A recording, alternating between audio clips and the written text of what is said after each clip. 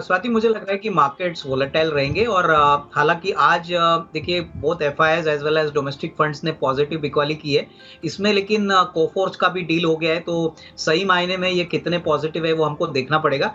But overall जिस प्रकार के Q3 के नतीजे आ गए, मार्केट थोड़ा सा निराश है कि काफी बड़े कंपनीज में नतीजे उम्मीद के हिसाब से नहीं आ गए।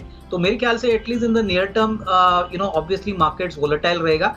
17,500 का जो लेवल है वो काफी इंपॉर्टेंट है, वहां से मार्केट ने आज एक अच्छा बाउंस दिया है। तो मेरे ख्याल से जब तक मार्केट 17,500 के ऊपर रहता है ऐसी कोई पैनिक सिचुएशन नहीं है, लेकिन मेरे ख्याल से स्टॉक स्पेसिफिक अप्रोच लेना ही ठीक रहेगा।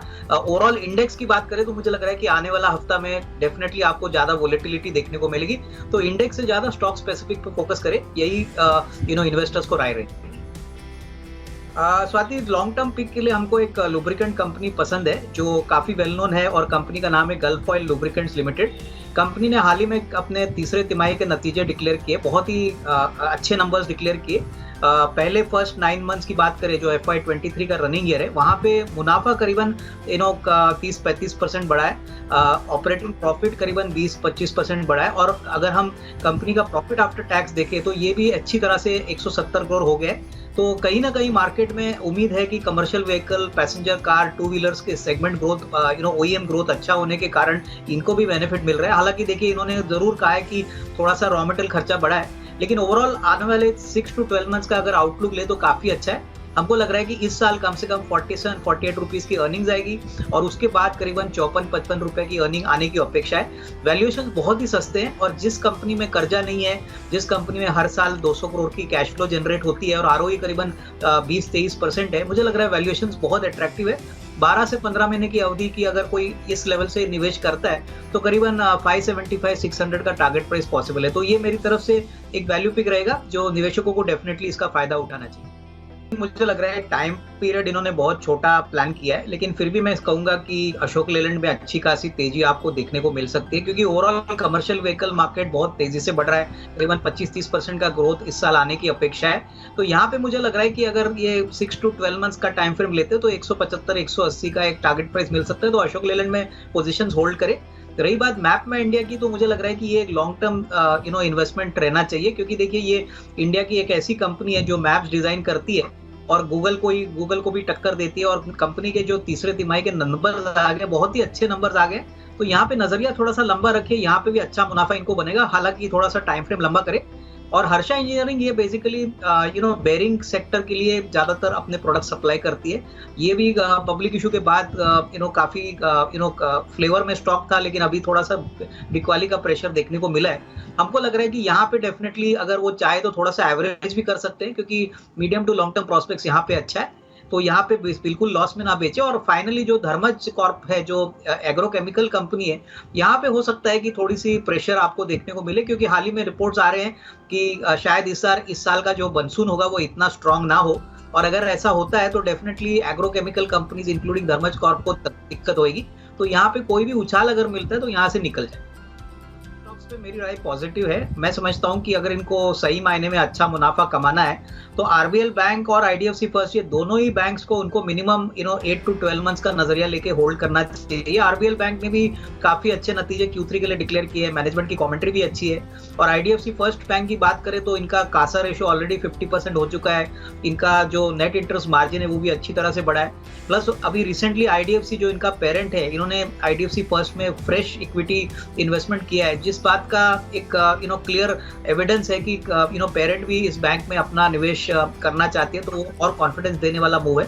तो ये दोनों शेयर्स में थोड़ा लंबा समय यहाँ पे निवेशित रही है। मुझे लग रहा है दोनों शेयर्स में अच्छी प्राइस पे इन्होंने एंटर किया है, लेकिन टाइम फ्रेम थोड़ा लंबा रखिए, क्योंकि उसी के बाद उनको अच्छा रिस्क रिवॉर्ड मिल सकता है।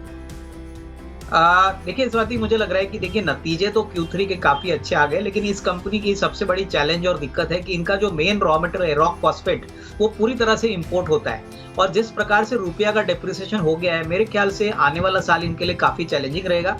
तो इनका नजरिया थोड़ा सा अगर लंबा है तो डेफिनेटली ये थोड़ा सा शेयर इस प्राइस पे एक्यूमुलेट कर सकते हैं, लेकिन यहाँ पे कम से कम 12 से 18 महीने का टाइम फ्रेम अगर ये इस स्टॉक में निवेशित रहती है तो ही इनको अच्छी खासी कमाई होगी। शॉर्ट टर्म में हो सकता है कि स्टॉक एक छोटी रेंज में घूमे, तो medium to long term prospects अच्छे हैं, और उसी लिए 12 से 18 महीने का अगर टाइम फ्रेम है तो इसमें डेफिनेटली थोड़ी खरीदारी कर सकते हैं। नहीं, मुझे लग रहा है कि स्वाति देखिए, ये तीनों शेयर्स में जो तीनों कंपनीज है उसमें सेल और जोमेटो मुझे लग रहा है कि कोई बड़ी अपसाइड आपको एटलीस्ट 1-2 महीने में आने की अपेक्षा नहीं है। मेटल कंपनीज की बात करें तो मैंने पहले भी आपके चैनल पे कहा था कि चाइना अभी तक मेटल मार्केट में उतरा नहीं है, तो मेटल प्राइसेस अभी भी सॉफ्ट है। जोमेटो की बात करें तो जोमेटो ने भी अपने थर्ड क्वार्टर नंबर्स में इन्वेस्टर्स को निराश किया है, अभी भी कंपनी ने घाटा किया है। तो कहीं पे भी मुझे नहीं लग रहा है कि इन द शॉर्ट टर्म कोई बड़ी अपसाइड या कोई बड़ा ट्रिगर जोमेटो या सेल के लिए आएगा, तो यहाँ से निकल जाने की राय रहेगी। सेंट्रल बैंक की बात करें तो मुझे लग रहा है कि इनको थोड़ा सा समय देना चाहिए। सरकारी बैंक्स में हमने देखा है कि अच्छी खासी प्रॉफिट ग्रोथ ये बैंक्स अभी दिखाने लग गए हैं। क्रेडिट ग्रोथ भी 15-16% है, तो उसका फायदा भी बैंक को मिला है। तो यहाँ पे अच्छी खासी कमाई हो सकती है अगर ये कम से कम 6 to 12 मंथ्स का टाइम फ्रेम यहाँ पे स्पेंड करते हो। तो सेंट्रल बैंक होल्ड करिए, और बाकी दो शेयर्स दैट इज जोमेटो और दूसरा शेयर जो इन्होंने कहा है वहां पे निकल जाने की राय रही। देखिए, पहली बात तो पॉलीप्लेक्स के ऊपर मैं बात करूंगा। पॉलीप्लेक्स में हम समझते हैं कि जिस प्रकार का इनका बिजनेस मॉडल है, जिस प्रकार का मार्जिन प्रेशर हमने पिछले 1-2 क्वार्टर से देखा है, अंदाजा है कि अगले 1-2 क्वार्टर्स के लिए ये मार्जिन प्रेशर रहेगा। तो नजरिया अगर आपका साल 1.5 साल है तो ही यहाँ पे होल्ड करिए, क्योंकि शॉर्ट टर्म में स्टॉक में कोई अच्छी बढ़त आएगी ऐसा लग नहीं रहा है। मेरे ख्याल से डेफिनेटली यहाँ पे अपसाइड तभी आएगी जब आप 12 to 18 मंथ्स का टाइम फ्रेम लेते हैं। और स्वाति, दूसरा शेयर कौन सा था? BSc sir. देखिए, बीएससी में आप पोजीशंस एवरेज भी कर सकते हैं, क्योंकि मुझे लग रहा है कि देखिए बॉम्बे स्टॉक एक्सचेंज का जो शेयर है वो एक प्लेटफॉर्म बिजनेस है। म्यूचुअल फंड का भी बिजनेस ये अपने स्टार म्यूचुअल फंड्स के प्लेटफॉर्म पे करते हैं, और कहीं ना कहीं मार्केट अभी अंदाजा लगा रही है कि आने वाले 6 से 12 महीने में जब एनएससी का इशू आ जाएगा तभी एनएससी का शेयर बीएससी पे लिस्टेड होगा। तो यहाँ पे डेफिनेटली आपको अच्छी हलचल देखने को मिलेगी।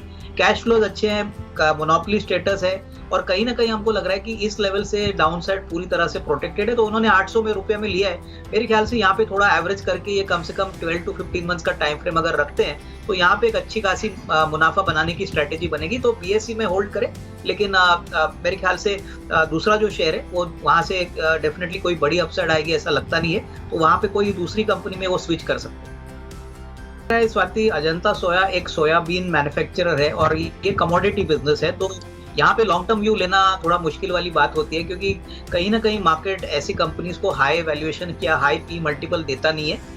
मेरे ख्याल से इनका प्राइस और जो इनका बाइंग प्राइस है वहाँ पे कोई ज़्यादा फर्क नहीं है, तो यहाँ पे कोई बड़ी upside at least short to medium term में आएगी ऐसा लग नहीं रहा है। क्योंकि नॉर्मली क्या होता है कि जब हार्वेस्टिंग सीजन सोयाबीन का शुरू होता है तभी ऐसे शेयरों में आपको थोड़ी तेजी देखने को मिलती है। मेरे ख्याल से अगर वो स्विच करे तो आईडीएफसी फर्स्ट या फेडरल बैंक ये अच्छे विकल्प है, जहाँ पे मुनाफे की पॉसिबिलिटी अजंता सोया के मुकाबले में काफ़ी अच्छी है।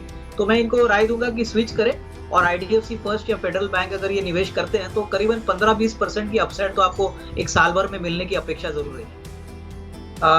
इनफैक्ट स्वाति, पोजिशनल व्यू के लिए हमको प्राइवेट बैंकिंग में एक्सिस बैंक पसंद है। स्टॉक करीबन 859 का रेट चल रहा है। हमको लग रहा है कि अगर 8 से 10 दिन का नजरिया है तो 875-880 का आपको टारगेट प्राइस मिलेगा। आपको यहाँ पे 849 का स्टॉप लॉस रखना है। मुझे लग रहा है कि स्टॉक ने थोड़ा सा ज़्यादा ही नेगेटिव रुझान दिखा है, लेकिन डेफिनेटली फंडामेंटल्स अच्छे हैं, और आने वाले 8 से 10 दिन के लिए अगर कोई पोजीशन लेता है तो 875-880 का एक टारगेट प्राइस मिल सकता है। तो ये मेरी तरफ से 8 से 10 दिन का कॉल।